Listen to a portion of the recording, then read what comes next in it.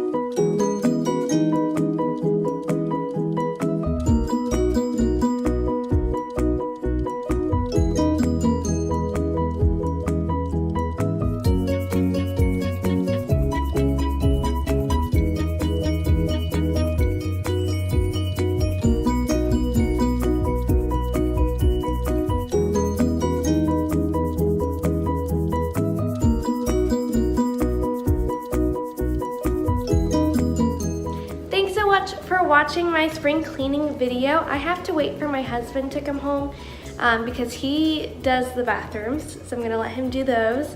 And we're gonna do the baseboards and the blinds together, and I'll probably steam the floor, and then we have to go through the fridge together. So that's it for me. I got my diffuser blend going right now. It's just making the house smell so good. I'm gonna wait for him so we can finish up the rest of this and then take a shower and relax, because cleaning after you clean and then after you clean yourself is like the best feeling ever. And so I'm just excited to relax tonight and enjoy all of my hard work. But don't forget to like and subscribe, and I'll see you guys next week.